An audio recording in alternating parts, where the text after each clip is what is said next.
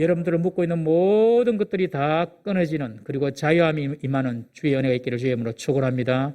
질병의 묶임에서, 세상 염려와 근심의 묶임에서, 미래에 대한 두려움의 묶임에서, 가난의 묶임에서, 모든 묶임에서 자유하게 되는 그런 은혜가 우리 하나님께서 이미 주셨습니다. 믿음으로 자유함을 누리는 우리 성도 되기를 주의 이름으로 축원합니다.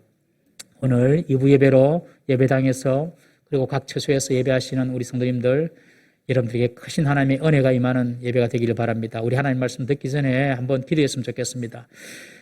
지금 건강가정기본법이라고 해가지고 지금 입법 예고가 되어 있습니다.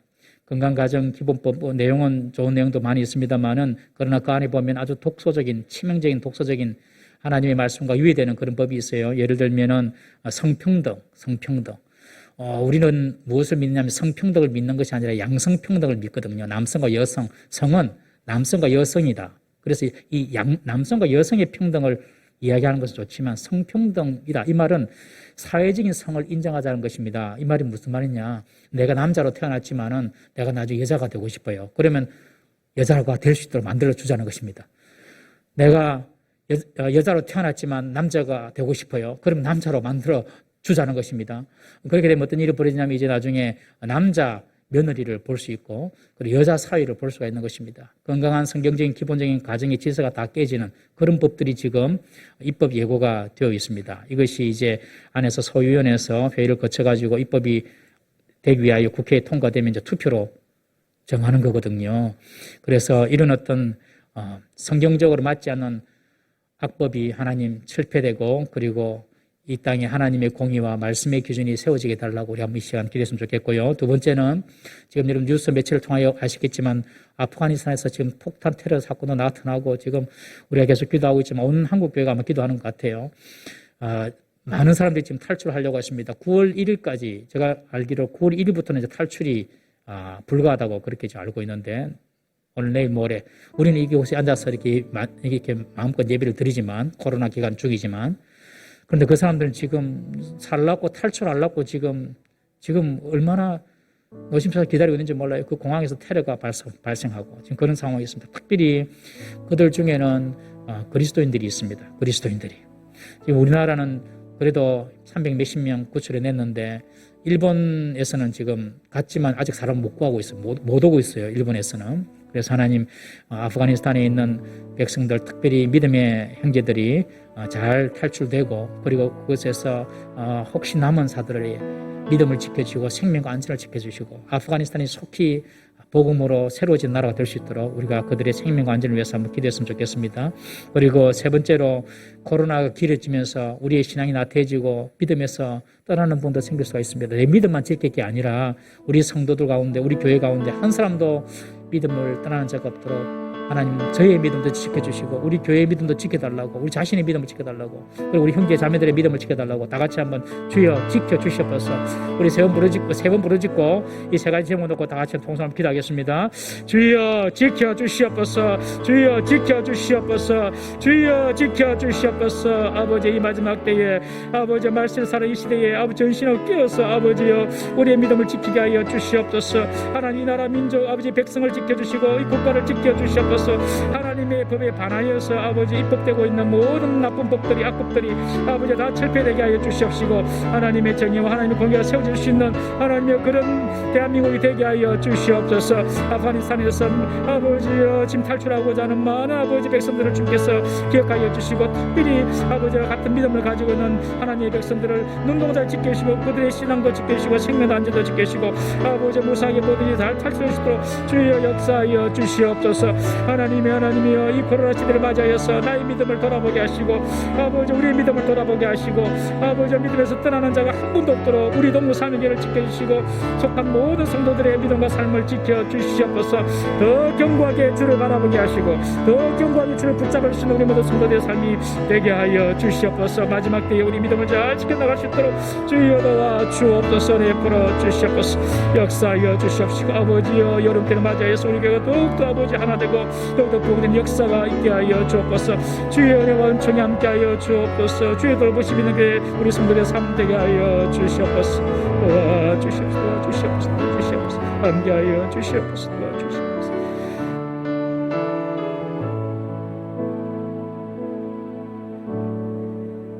만물의 마지막이 가까웠으니 근신하여 깨어 기도하라 말씀하신 주님, 이 마지막 시대에 이때가 어떤 때인지를 분별하게 하시고 늘 깨어 기도할 수 있는 저희들 되게 하여 주옵소서.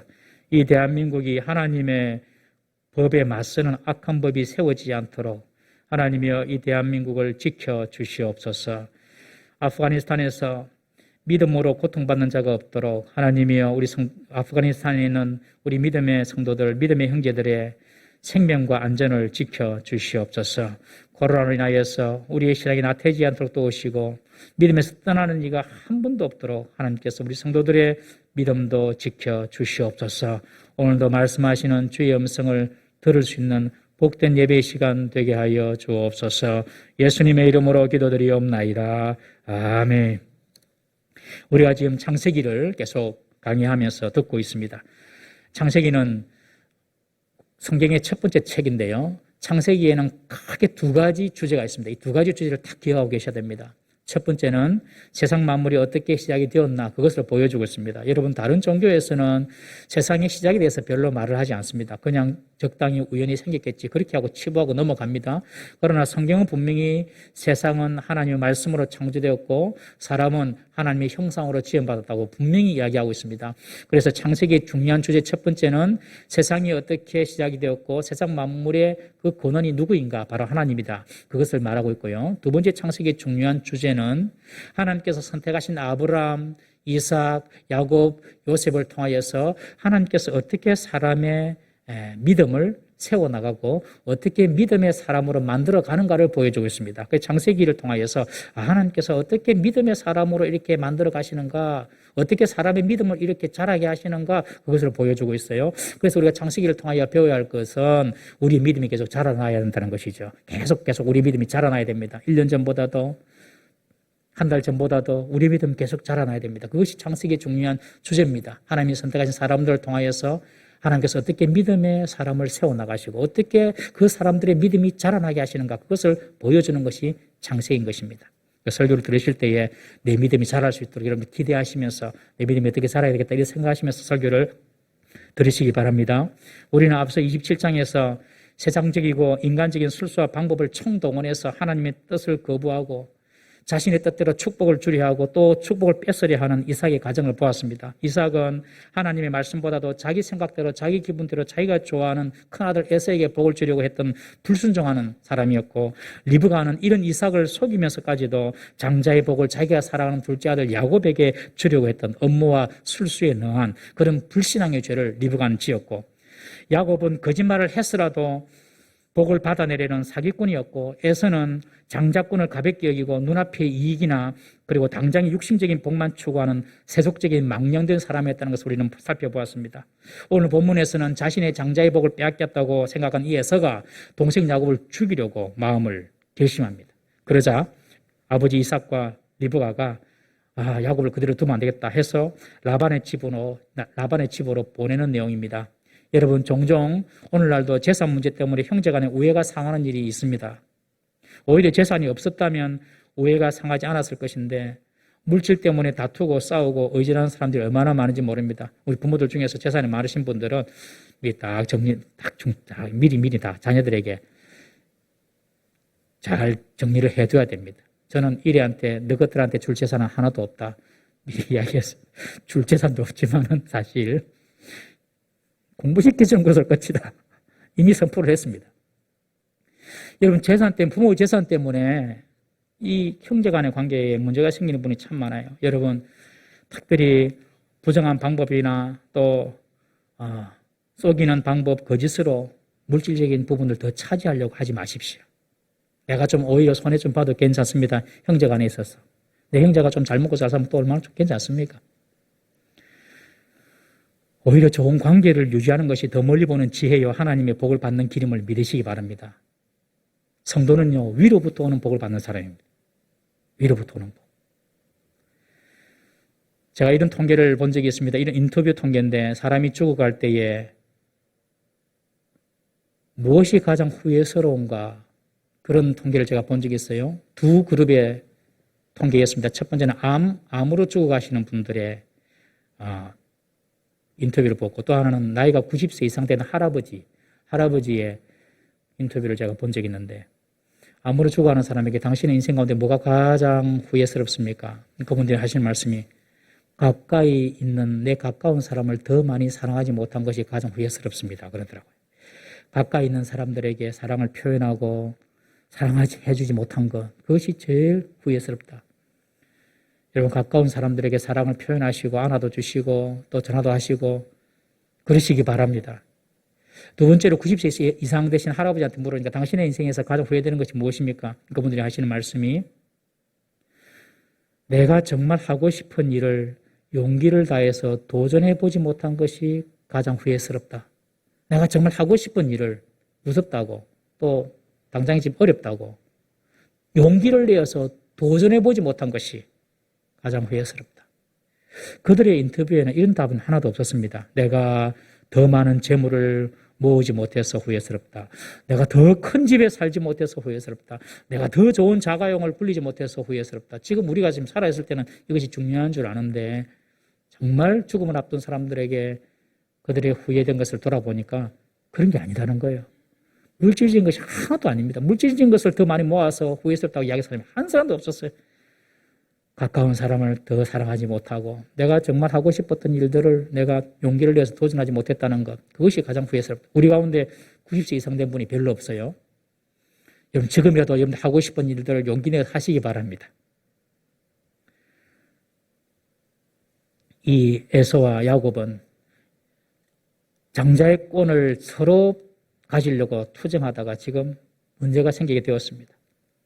여러분, 물질 때문에 가까운 사람과의 관계를 가볍게 여기는 성도들이 없기를 주의 이름으로 축원합니다. 하나님의 뜻과 방법을 무시한 채 인간의 욕심과 음모와 거짓을 따른 이삭의 가정은요, 그 대가를 톡톡히 치르게 됩니다. 가정은 분열되고 에서와 야곱 형제는 원수지간이 되었습니다. 야곱은 형의 장자권을 차지는 했지만 형을 잃어버렸습니다. 리브가는 자신의 뜻대로 야곱에게 장자의 복을 받게 했지만 에서의 살해의 위협 때문에 더 이상 야곱을 가까이 두지 못하고 자신의 곁을 떠나보내야만 했습니다. 여러분, 하나님의 백성이라도 잘못을 범할 때에는요, 하나님께서 대가를 치르게 하십니다. 우리 잠언 11장 31절 말씀 한번 보겠습니다. 시작. 보라, 의인이라도 이 세상에서 보응을 받겠거든 하물며 악인과 죄인이리요. 여러분, 악인과 죄인은요, 죽어서 하나님 앞에서 모든 심판을 받습니다. 그러나 하나님을 믿는 백성 의인은 심판이 없습니다. 예수님 십자가에서 죽으심으로 우리 모든 죄를 다 사했어요. 우리는 심판이 없습니다. 그런데 하나님의 백성이 회개하지 않는 죄가 있으면 이 세상에서 보응받습니다. 이 세상에서 여러분. 우리가 살면서 지금 우리의 죄값을 받는 거예요. 장자권 다툼으로 원수가 된 에서와 이삭을 이 아버지 이삭과 리브가가 떼어놓기 위해서 야곱을 외삼촌에 있는 밧단 아람 집으로 보냅니다. 그들의 죄의 보응을 그 가정이 지금 받는 것입니다. 야곱을 라반 집으로 보내면서 두 가지 목적을 가지고 보냅니다. 첫 번째는 형 에서의 살해의 위협을 피하기 위해서 야곱을 피신시키는 것이고, 또 하나는 가나안 땅이 아니라 야곱의 친척집에서 야곱의 아내를 얻기 위한 것입니다. 두 가지 목적으로 야곱을 외삼촌 집으로 보냅니다. 이 일 이후로 리브가는 야곱과 영원히 이별하게 되지요. 며칠 동안만 떨어져 있을 줄 알았는데 다시는 야곱을 보지 못합니다. 이런 가정의 풍파 속에서 한 가지 얻은 소득이 있습니다. 한 가지 얻은 소득. 그 소득은 아버지 이삭이 큰 자가 작은 자를 섬기게 될 것이라는 하나님의 예언의 말씀을 이제는 완전히 인정하고 순종하게 되었다는 것입니다. 1절 3절에 보시면 이삭이 야곱을 부릅니다. 외삼촌 집으로 보내기 전에 불러가지고 네가 왜 속여가지고 복을 받았냐 이렇게 나무라지 않습니다. 그런 말 안 하고 3절 4절에 보시면 야곱에게 복을 빌어줍니다. 생육하고 번성하고 아브라함에게 허락하신 복을 내게 주어서 너와 너희 후손들이 아브라함에게 주신 그 땅을 다 차지하게 될 것이다. 자손들도 번성하고 땅도 차지하는 복을 받게 될 것이야. 이삭이 야곱에게 축복을 하고 야곱을 보냅니다. 우리는 앞서 이 야곱이 다녀간 이후로 에서가 별미를 만들어서 아버지 이삭에게 축복받으러 올 때에 이 이삭이 깜짝 놀라고 몸이 떨었다고 우리는 성경에서 살펴보았습니다. 심히 그가 크게 떨었다. 27장 33절에 그렇게 기록되어 있죠. 이것은 이삭이 하나님의 뜻이 자신의 의도와 관계없이 주권적으로 성취됨을 깨달았다는 것입니다. 와, 하나님이 정말 내 뜻과 다르게 하나님의 뜻대로 모든 것을 움직여 나가시는구나. 이걸 깨닫고 이삭이 심히 떨게 된 것이죠. 그래서 이 이삭은 하나님 뜻이구나. 그것을 인정하고 하나님 뜻에 순종하여서 지금 이제 집을 떠나고자 하는 야곱을 불러서 또 한 번 마음을 담아서 진심으로 야곱을 축복하는 것입니다. 사실 집안이 이렇게 분열되고 서로 원수가 된 것은 장자 에서의 책임도 있습니다만은 그러나 아버지 이삭 아버지로서의 이 이삭이 가정을 말씀 중심으로 이끌지 못한 이유가 큽니다. 큰 자가 작은 자를 섬길 것이라는 이 하나님의 말씀을 이삭이 그대로 받고 순종하고 그들의 가정에 적용을 했더라면 이런 일은 발생하지 않았겠죠. 하나님이 주신 예언의 말씀을 먼저 아버지 이삭이 책임을 지고 가정에 실천을 했어야 했습니다. 그런데 그러지 못했기 때문에 지금 이런 문제가 생긴 것이죠. 아브라함 때를 보십시오. 아버지 아브라함. 아브라함은 약속으로 태어난 이 아들 이삭을 보호하기 위해서 어떻게 합니까? 이스마엘을 떠나보냈습니다. 이스마엘을 하갈과 함께 떠나보냅니다. 그리고 사라가 죽고 난 이후에도 그두라를 통하여 아들 6명을 낳았지만 그 아들 6명에게도 안 줘도 되는 유산을 다 나눠주면서 이삭을 떠나라고 합니다. 다 떠나보냅니다. 이것이 왜 그렇습니까? 하나님의 언약으로 태어난 이 이삭을 믿음 가운데 지키고 보존하고 이삭을 통하여 믿음이 개성되도록 이삭을 보호해 준 것입니다. 그런데 정작 이 이삭은 장자권이 둘째 아들 야곱에게 전수되는 일들을 준비해야 되는데도 자기는 준비하지 못한 것이죠. 오히려 자신의 욕심대로 큰아들 에서에게 장자의 복을 주려고 했기 때문에 가정에 이런 분쟁과 다툼이 생기게 된 것입니다. 여러분, 가정에서 아버지가 영적으로 깨어있고 서 있는 것이 너무너무 중요합니다. 우리 역사적으로 보면 언제인지부터는 알지 못하지만 여러분, 가정이 엄마 중심으로 돌아갑니까? 아버지 중심으로 돌아갑니까? 언제부터인지 모르지만 역사적으로 성경적으로 나와 있습니다만은 이 세상 역사적으로 볼 때에 이상하게 이 가정이 다 아버지 중심으로 돌아가요. 아버지 중심으로 돌아가요.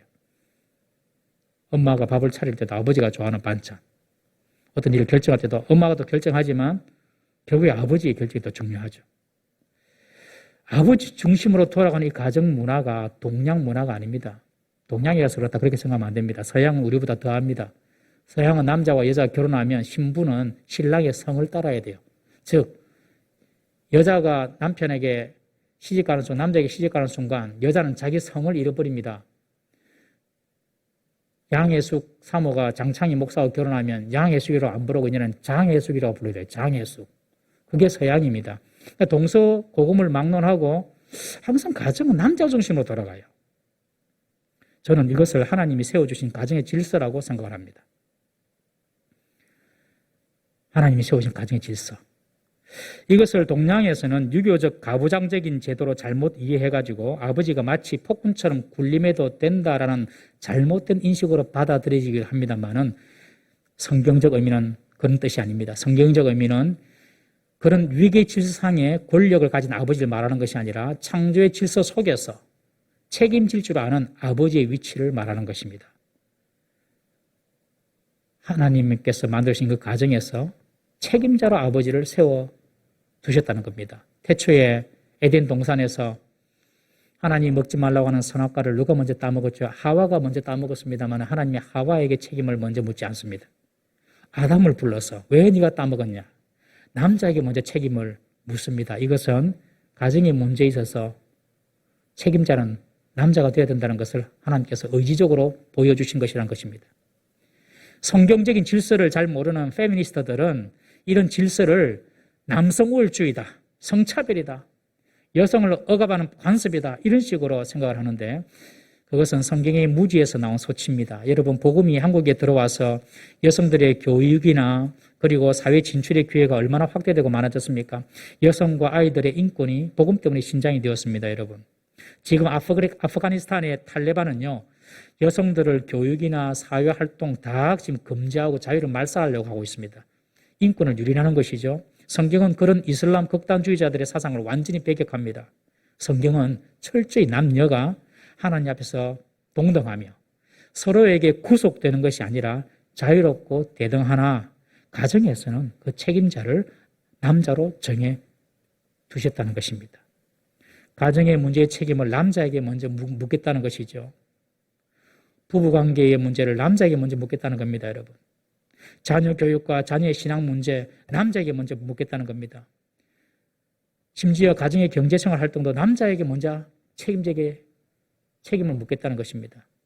하나님께서 가정의 책임을 남자에게 묻겠다는 것이 하나님이 가정에 세워주신 질서입니다. 그러므로 이 똑똑한 여자들은 남자가 가정의 책임을 잘 지도록 잘 도와줘야 됩니다. 그 지혜로운 여인이죠. 지금 이삭이 잘못해가지고 지금 가정에 큰 문제가 생긴 것입니다. 성경에 보면 아버지가 잘못해서 가정과 자녀가 어려움을 당하는 예가 상당히 많이 있습니다. 사무엘 시대에 엘리 제사장이 있었습니다. 엘리 제사장. 이 제사장은 자신이 영적으로 둔감하고 게을러서 그 자녀들을 제사장으로서 바른 교육을 시키지 못했습니다. 두 아들이 있었는데 홈리와 비나하스, 이 홈리와 비나하스는 하나님께 드려지는 제물을 착복하고 횡령하고 그리고 그 성전에 있는 여인들과 간음하고 이런 죄를 지었어요. 나중에 블레셋 군대가 쳐들어와서 전쟁을 할 때에 한날 한시에 두 아들 홈리와 비나하스가 전쟁에서 죽습니다. 하나님의 심판이죠. 그 소식을 들었던 이 아버지 엘리 제사장도 높은 의자에 앉아있다가 뒤로 자빠져서 목이 부러져 죽습니다. 하루아침에 그냥 남자가 다 죽어버린 그 집안에. 그러니까 그 집안에 내려오던 제사장의 그 세습의 그 특권은 없어져 버리는 것입니다. 또 이스라엘의 초대왕 사울이 있었는데 이 사울은 자신이 하나님의 말씀에 순종하지 못해서 다윗을 추격하고 죽이는데 모든 국력을 다 허비합니다. 그러자 갑자기 블레셋 군대가 쳐들어와서 그 블레셋 군대를 막지 못해 그 전투에서 자신의 사랑하는 세 아들을 잃습니다. 이에 사울이. 그리고 자기도 그 전투에서 자살해서 죽고 맙니다. 아버지가 집안의 영적 제사장으로 먼저 말씀에 순종하고 가정을 신앙적으로 질서 있게 이끌어야 할 책임이 아버지에게 있다는 것이죠. 그것이 성경적인 원리입니다. 가정의 믿음과 신앙, 가정의 판단과 결정이 가정의 분위기도 바꾸고 자녀의 운명도 결정지을 수가 있는 것입니다. 그래서 아버지가 늘 영적으로 깨어 있어야 됩니다. 아버지가 영적으로 깨어 있지 못하니까 여자라도 영적으로 깨어 있으려고 지금 발버둥 치고 있지 않습니까? 저는 한국교회가 그렇다고 봐요. 한국교회가. 남자들이 다 세상에 마음 뺏기고 세상의 유혹과 세상의 죄에 다 마음 뺏겨버리니까 이 하나님께서 여자를 통해서 지금 한국교회를 지키고 있는 것입니다. 그러나 그것은 남자들의 직무유기입니다. 저는 그렇게 생각합니다. 교회에 남자들이 깨어 있어야 됩니다. 영적으로 깨어 있어야 되고 교회에 남자들이 많이 있어야 됩니다. 이삭 아버지 자신의 잘못된 판단으로 가정이 지금 풍비박산이 나고 있지 않습니까? 그런데 그렇지만 이삭은 자신의 과거의 실수를 깨달았습니다. 그리고 다시 하나님의 뜻에 순종하는 사람이 됩니다. 하나님이 작은 자가 성경을 받을 것이다. 작은 자에게 복을 줘야 돼. 그 말씀을 자신의 경험을 통하여서 실수를 통하여서 깨닫고 진심으로 야곱을 불러서 지금 축복을 빌어주는 것입니다. 여러분, 사람은 누구든지 실수합니다. 누구든지 실수와 잘못으로 인해서 어려움을 당하기도 하고 가정에 어려움을 끼칠 수도 있습니다만은 그러나 거기서 교훈을 배우고 다시 돌이킬 수 있다면 그것도 은혜고 축복인 줄 믿으시기 바랍니다. 우리로 하여금 이게 더 큰 실수와 더 큰 잘못을 막아주기 때문에 그렇습니다. 그러므로 실수했다고 실패한 인생이 아닙니다, 여러분. 꼭 기억하십시오. 실수했다고 실패한 인생이 아닙니다. 지금까지 실패처럼 보이지만 그것이 내 인생의 실패를 말하지 않습니다, 여러분. 하나님께서 내 남은 인생 가운데 어떻게 역사할지 아무도 모르는 거예요, 여러분. 실수했다고 실패한 인생이다 생각하지 마십시오. 문제는 그 과거의 인생의 숱한 실패와 잘못을 통하여서 지금 내가 하나님의 뜻을 깨닫고 지금 내가 그 하나님의 뜻에 순종하려고 하고 지금 내가 그 하나님을 붙잡고 산다면 지금 내가 그 하나님을 목숨처럼 붙잡고 산다면 절대 그 인생은 실패한 인생이 아닌 줄 믿으시기를 바랍니다. 지금 이삭이 그렇습니다. 이제까지 하나님의 뜻에 불순종해서 자기 뜻대로 하려고 하다가 가정에 이렇게 문제가 생긴 것을 보고 또 하나님께서 이를 이루시는 하나님의 주권을 보고 이제 하나님의 주권에 그대로 순종하여서 야곱을 불러가지고 너 왜 쏘겠냐 이런 따지지 않고 그대로 야곱에게 축복을 빌어 주는 것입니다. 동생 야곱을 죽이려 하는 이 에서의 마음을 알게 된 이삭과 리브가는 더 이상 야곱을 집에 두지 못하고 이제 떠나보냅니다. 만약에 여러분 에서도 아버지 이삭처럼 형이 동생을 섬겨야 한다는 그 하나님의 계획에 순종할 수 있었다면 야곱이 집을 떠나지 않을 수도 있었죠. 그러나 에서는 하나님의 뜻을 인정하지 않았습니다. 내가 야곱을 죽여버리면 그 복이 다시 내게 올 것이 아니냐 이렇게 생각한 것이죠. 그래서 에서는 자기 욕심, 자기 고집을 내려놓지 않고 야곱을 죽이려고 하는 것입니다. 에서만 자기 생각을 내려놓았다면 가정에는 평화가 찾아왔을 것입니다. 여러분, 하나님의 뜻에 순복하지 않고 하나님의 뜻을 인정하지 않을 때 분쟁과 분열이 일어나는 것입니다. 사실 에서는 처음부터 하나님의 뜻에 관심이 없는 사람이었습니다. 히브리서 기자가 말했지만 에서는 망령된 사람이다. 망령된 사람, 세상의 사람이라는 뜻이죠. 세속적인 사람이라는 뜻이죠. 에서는 세상 사람과 똑같은 가치관과 생각을 가지고 있던 사람이 바로 에서였습니다. 여러분, 세상적인 사람은요, 내가 지금 잘 되고 내가 눈에 보이는 대로 잘 되고 내가 잘 먹고 잘 사는 것이 중요합니다. 내가 지금 건강하고 지금 잘 사는 것이 중요하지 하나님의 뜻이 무엇이고 하나님의 마음이 무엇이고 이런 데 아예 관심이 없습니다. 오늘 이 생에서 잘 먹고 잘 사는 것이 내가 중요하지 죽고 난 이후에 내세가 있고 뭐 내생이 있고 뭐 천국 있고 지옥이 있고 하나도 중요하지 않습니다. 그때 가봐서 걱정하겠다는 것입니다. 이것이 세속적인 사람의 특징이고 현실적인 사람입니다. 바로 에서가 그랬다는 것입니다. 여러분 에서가 처리하는 모든 일의 방식은 인간적이고 세속적입니다. 6절에 보시면 이삭이 야곱을 축복하고 외삼촌 라반의 집으로 보내려고 할 때에 6절에 보시면 에서가 이 상황을 보고 있었다라고 기록하고 있어요. 이 본다라는 히브리어 와야르 이 말은 주목하여서 본다, 통찰하여서 본다 그런 뜻입니다. 그냥 서치면서 지나가면서 보는 거 말고 이 꼼꼼하게 지금 아버지 이삭이 야곱을 삼촌한테 보냈는데 지금 뭐 어쩌고 계시노 하고 아주 주목하여 봤다는 것입니다. 눈여겨봤다는 것입니다. 사랑하는 성도 여러분, 세상 사람들은요 하나님의 백성이 어떻게 살고 어떻게 행동하는지 안 보는 것 같아도 눈여겨보고 있다는 사실을 꼭 기억해야 됩니다. 특별히 믿지 않는 가족이나 믿지 않는 형제들이 있는 분들은요 여러분들이 어떻게 행동하는지 다 보고 있습니다. 이런 상황에서 믿는 사람이 어떻게 판단하는지 어떻게 행동하는지 믿지 않는 사람 다 봅니다. 여러분 안 보는 것 같아도 다 봅니다. 그러면서 자신들도 제대로 살지 못하지만 우리들이 그들과 비슷하게 생활하면요 그리고 행동하면요 예수생이도 별 수 없네 하면서 우리를 조롱합니다. 우리가 예수 믿는 사람으로서 바른 본을 보이며 살아가야 하는 그런 부담을 우리는 항상 지고 살아갈 수밖에 없습니다. 여러분 예수 믿는 사람들에게는요 개인의 인생 짐도 있지만 십자가의 짐이 있다는 사실을 꼭 기억하십시오. 그걸 잘 지고 가야 됩니다. 에서가 가만히 아버지가 어쩌는가 주목해서 보니까 아버지 이삭이 야곱을 그냥 축복합니다. 그냥 아브라함의 복이 네게 있고 자손도 번성하고 아브라함이 주신 땅을 네 자손이 다 받게 될 거야. 여러분 이 에서가 야곱을 정식으로 축복하는 걸 보고 아마 이 에서는 아버지에 대한 배신감을 느꼈을 것입니다.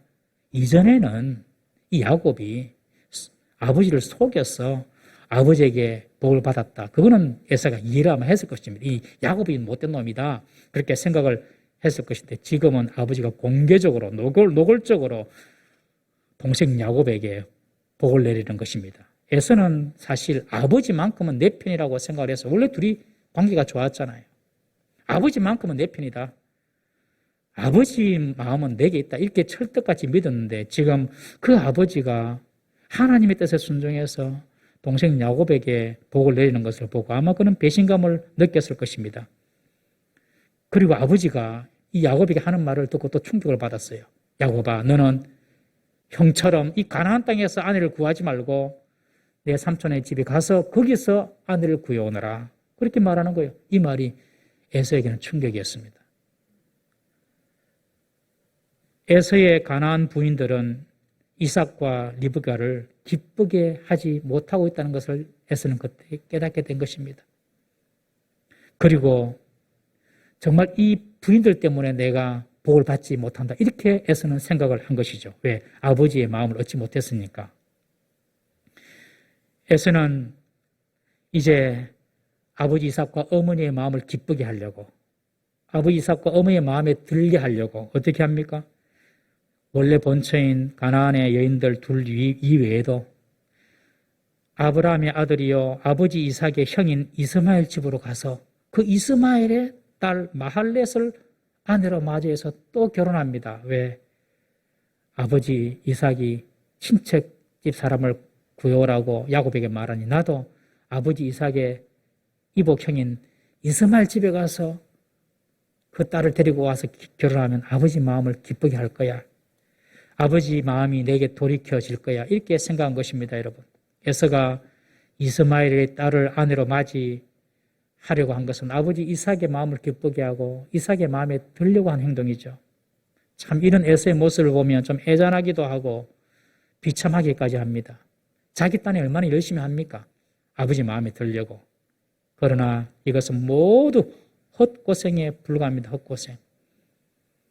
여러분, 하나님께서 허락하시고 하나님께서 원하시는 방법이 아니면 헛고생 될 수 있습니다.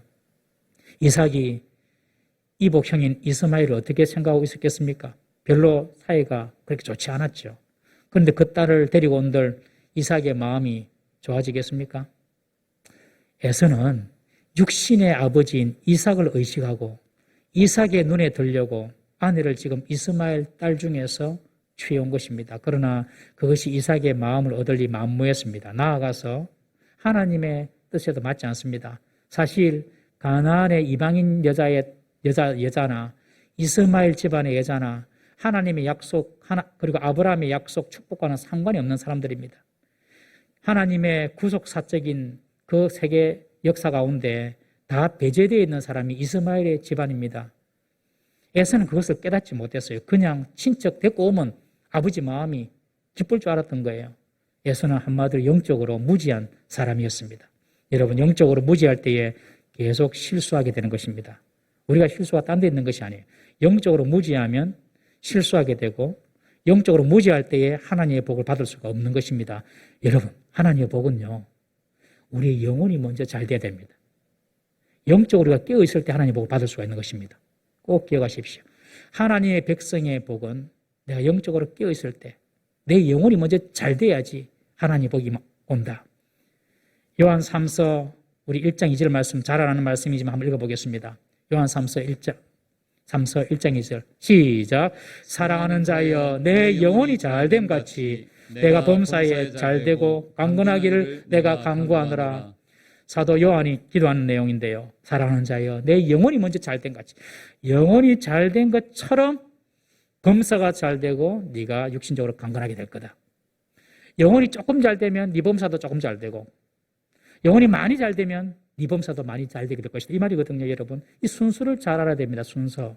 영혼이 먼저 잘 돼야지 범사와 다른 모든 부분에 하나님께서 복을 주신다. 이것이 하나님의 질서예요, 질서. 그런데 많은 사람들은 영혼의 문제를 아주 가볍게 여깁니다. 영혼의 문제보다도 당장에 먹고 사는 문제, 당장에 이익이 되고 손해가 되는 문제에 더 민감합니다. 눈에 보이는 유력한 사람에게 줄 서는 것을 눈에 보이지 않는 하나님께 기도하는 것보다 더 중요하게 생각합니다. 이것이 영적이지 못하다는 것입니다. 에서는 지금 육신의 아버지 이삭의 마음을 기쁘게 하려고 이스마엘의 딸을 데리고 와서 혼인을 다시 했습니다.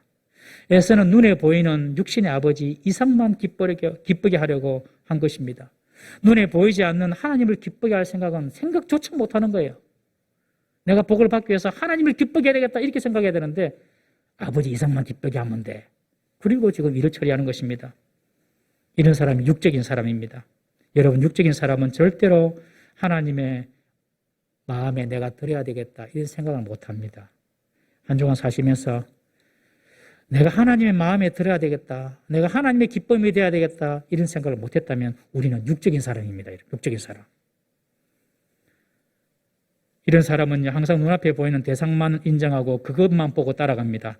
그리고 항상 손에 잡히는 데이터만 가지고 문제를 해결하려고 합니다. 그러니 눈에 보이는 땅의 아버지 이삭의 마음에만 들려고 이스마엘이 딸을 구해오는 것과 똑같은 실수를 범하는 것입니다. 아버지 이삭에게도 실수고 하나님의 뜻에도 실수입니다. 여러분, 우리 모두는 다 복받기를 다 원하지요. 그러면 우리가 먼저 영적인 사람이 되어야 합니다. 영적인 사람은 사람이 아니라 하나님을 기쁘시게 하고자 하는 사람입니다. 그런 사람이 영적인 사람입니다. 우리가 복을 받기 위해 누구를 더 의식하고 누구의 마음에 더 합하려고 노력하고 있습니까? 물려줄 유산이 많은 부모님을 더 의지하는가?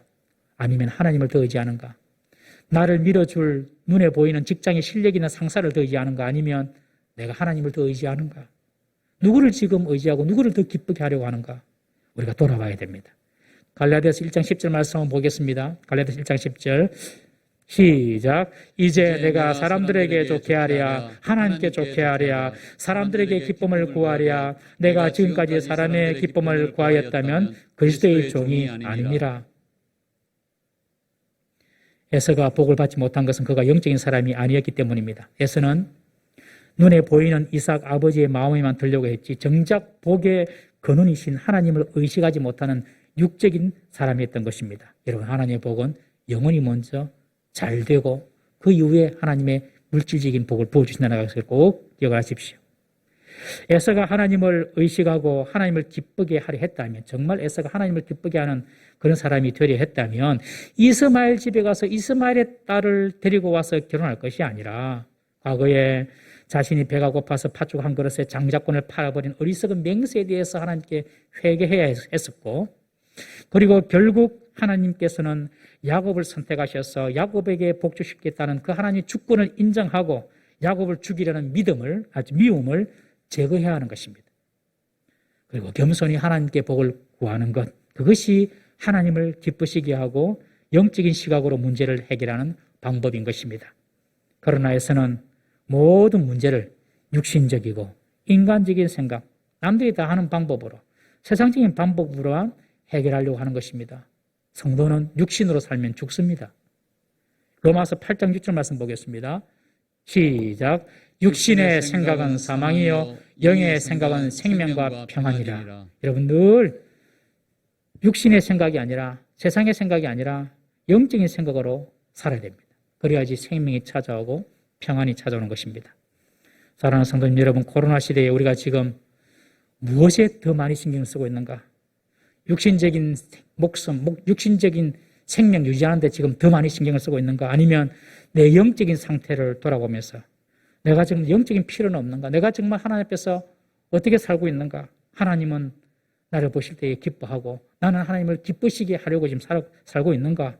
우리의 영혼을 먼저 살펴보아야 할 줄로 믿습니다. 그것이 하나님의 복을 받는 비결입니다, 여러분. 우리가 생사, 화복, 이 모든 형통과 좋은 것을 주장하시는 분이 하나님이시라는 것을 다 알고 있습니다. 다 믿고 있습니다.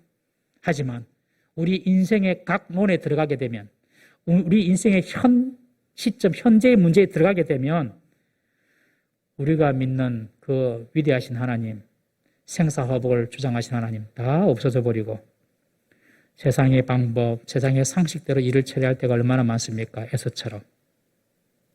그래서 우리는 크신 능력의 하나님을 믿기는 하지만 우리에게 믿음의 역사는 일어나지 않는 것입니다. 사랑하는 성도님 여러분, 인생의 복은 다른 데 있지 않습니다. 하나님이 주십니다. 하나님이 허락하셔야 우리가 복을 받을 수 있습니다. 아무리 힘들고 어렵더라도 인간적인 방법이나 인간적인 룰을 선택하지 마시기를 바랍니다.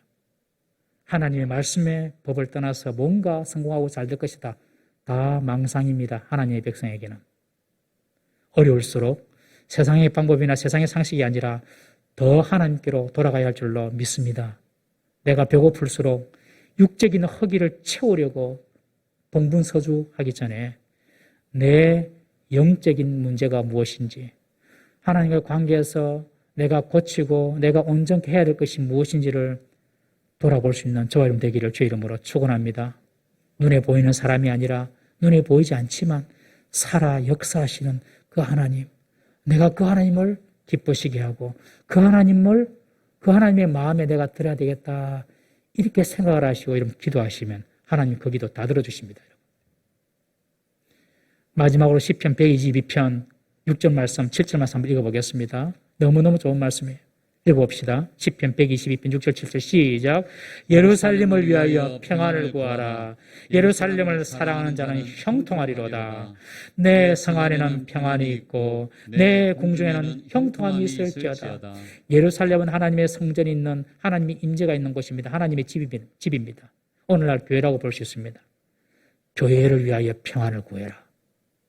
교회를 위하여 평안을 구하면 내가 네 집에 평안을 주겠다. 교회를 사랑해라. 그러면 내가 네 하는 일을 형통케 해주겠다. 여러분, 이것이 바로 영적 일에 먼저 마음을 두고 마음을 쏟는 일인 줄 믿으시기를 바랍니다. 우리의 삶의 평안의 복, 우리의 삶의 형통의 복을 원하십니까? 하나님의 집인 교회를 먼저 생각하시고 평안을 구하고 하나님의 집을 사랑하십시오. 하나님께서 형통과 평안을 주실 것입니다. 지금 우리가 코로나 때문에 이렇게 같이 다 함께 모여서 예배하는 것이 많이 제약이 되어 있습니다. 우리 성도들 중에는 직업 때문에 함께 모여 예배하지 못한 분들도 많습니다. 사람과 이렇게 많이 소통하는 그런 직업을 가진 분이시라든지, 군대에 있는 분이시라든지, 의료계에 있는 분이시라든지, 학생들을 가르치는 분이시라든지, 이런 분들이 있어요. 그런 분들은 참 모이기 어렵습니다. 아마 이렇게 온라인으로 예배를 드릴 겁니다. 우리가 어떤 이유로, 여러 가지 이유로 함께 예배를 잘 드릴 수 없지만 저는 그런 생각해 봐요. 주일날에는 못 오지만 평일날 우리 교회 앞 지나가면서 평일날 와서 교회 들러서 기도하면 얼마나 하나님께서 기뻐하시겠는가, 이런 생각이 들어요. 그리고 이 코로나 시대에 우리가 새벽기도 잘 못 나오더라도 일주일에 한 번 정도는, 새벽기도 못 나오시는 분들도 일주일에 한 번 정도는 내가 나를 정해서 하나님께 기도해야 되겠다, 이런 마음을, 결심을 가지고 기도한다면 그거 참 하나님께서 얼마나 기뻐하실까. 그것이 바로 내 육신의 문제보다도 내 영적인 문제를 관리하고 하나님과의 관계를 내가 돌아보며 하나님을 기쁘시게 하고자 하는 그런 노력이 되지 않을까, 이런 생각을 해봅니다. 사랑하는 성도 여러분, 얼마나 우리 앞에 급한 일들이 많고 육신적인 문제가 많습니까? 그러나 그 모든 문제를 해결하는 방법은 먼저 나와 하나님 관계, 영적인 관계를 먼저 올바르게 수립하는 길인 줄 꼭 믿으시기 바랍니다. 영혼이 잘 돼야지 범사가 잘 되고 육신이 강건해지는 그런 복을 하나님께서 주시는 것입니다. 사람을 기쁘시게 하는 자들이 아니라 하나님을 기쁘시게 하는 우리 모든 성도 되기를 주의 이름으로 축원합니다. 기도하겠습니다. 다 같이 한번 통성으로 한번 기도하십시오. 우리의 삶을 한번 돌아보십시다. 나는 지금 하나님과 관계에서 내 영혼의 문제를 살피고 있는지, 아니면 내 육신적인 문제 때문에 지금 허덕이고 있지 않는지, 하나님 영혼의 문제를 살피게 해주십시오. 에서처럼 육신의 아버지만 기쁘게 하려고 하는 그런 어리석은 행동을 취하지 않도록 도우시고 하나님을 기쁘시게 하는, 정말 하나님의 기쁨이 되는 그런 자녀가 되게 해달라고 다 같이 통성으로 주여 나를 불쌍히 여겨 주옵소서. 함부로 짓고 통성으로 기도합니다. 주여 나를 불쌍히 여겨 주시옵소서.